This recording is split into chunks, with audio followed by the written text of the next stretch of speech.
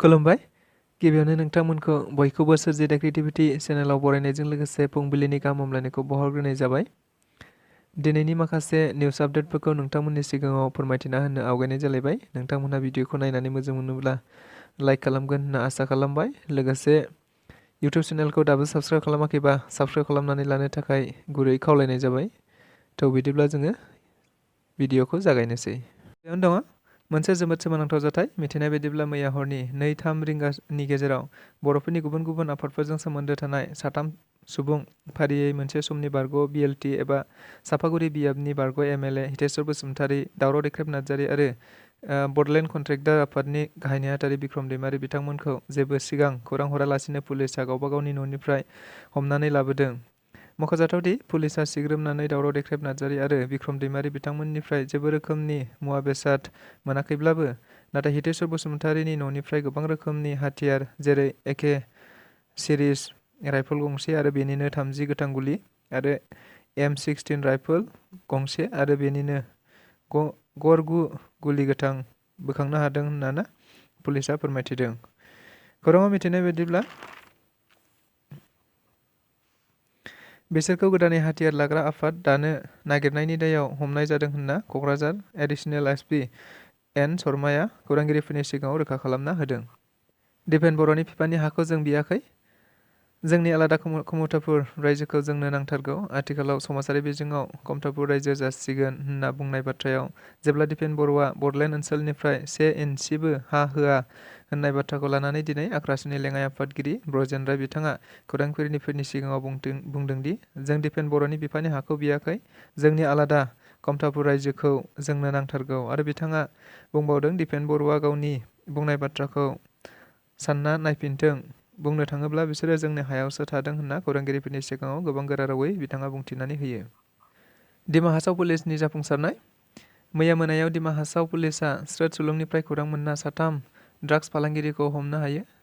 बिसोरखौ फारियै प्रिदि जस धार 19 बोसोर बैसोनि आरो राजदीप बसुमतारी 20 बोसोर बैसोनि आरो सासे सिख्ला लेमनेसं थांगिउ 34 बोसोर बैसोनि मुङै सिनायथिनाय जादों। मख'जाथावदि बिसोरनिफ्राय गंसे गारियाव गासै 40 फिसा फिसा प्लास्टिकनि थेमायाव आबुं हेर'इन मोननाय जादों। फारसेथिं पुलिसआ फोरमायनाय बायदिब्ला बिसोरो गोबाव समनिफ्रायनो बेबायदि हाबायाव लोब्बा दंखायोमोन आरो बिसोरो गुबुन जिल्लानिफ्राय दिमा हासाव जिल्लासिम बेबायदि ड्राग्सनि फालांगिखौ मावोमोन। मोनसे गेदेरथार सावराय जथुम। मैया दुलाराय बर' फरायसा आफादनि हांख्रायनायाव चिरां जिल्लानि काजलगावआव आसामाव जानो गोनां लकसभा बियाबनि दाफामनो नागिरनायखौ लानानै मोनसे जोबोद मेहेरगोनां सावरायज्लायनाय जायो। जेराव मिथिनाय बायदिब्ला बे सावरायनायाव थोंजोङै लकसभा बियाब दाफामनो नागिरनायखौ लानानै गोथौवै सावरायनाय जायो। मख'जाथावदि बे सावरायनाय हाबाफारियाव बर'नि माहारियारि आफादफोरनि गासै दैदेनगिरिफोरखौ बाहागो लानायजों लोगोसे बर'नि जेसेबां राजखान्थियारि नङै आफादफोर दं बिथांमोननि दैदेनगिरिफोरखौ लानानै सावरायलायनाय जादों होनना खौराङाव मिथिनो मोननाय जादों। मैया चिरां जिल्लानि जिल्ला बेंगिरिनि नब्लाङाव आसाम सरकारनि अरुण'दय मावथांखिखौ आबुङै मावफुंनांगौखौ लानानै मोनसे सावरायलायनाय जायो। मिथिनाय बायदिब्ला अरुण'दय मावथांखिनि जोहै जायबायदि नखरफोरा राङारि बे अनसुंथाइखौ मोनथावथाव बैफोरबायदि सुबुं एबा नखरफोरनो मोनहोजोबथारनांगौनि थाखाय बे सावरायनायखौ लानाय जायो। जेराव बे सावरायनायाव आसामनि मन्त्रि उरखाव ब्रह्मजों लोगोसे MLA जयन्त बसुमतारी आरो गोबां बिफानारि बिथांमोनहा बाहागो लायो होननानै खौराङाव मिथिनो मोननाय जादों। मैया बेलासियाव बिजनी पुलिसनि सिग्रोमनायाव बिजनी सहरावनो गंसे स्विफ्ट गारिनिफ्राय 2 ड्राग्स दैथायगिरिफोरखौ हमनो हायो। मिथिनाय बायदिब्ला बिसोरनिफ्राय 10 साबोन लाग्रा थेमायाव गासै 112 ग्रामसो हेर'इनखौ बोखांनो हायो होननानै बिजनी पुलिसआ फोरमायथिना होदों। मैया बिटिआरआव 3 दैदेनगिरिफोरखौ पुलिसआ हमनाय खौरांखौ लानानै आसामनि मन्त्रि उरखाव ब्रह्म बिथाङा दुखु मोननाय फोरमायदों।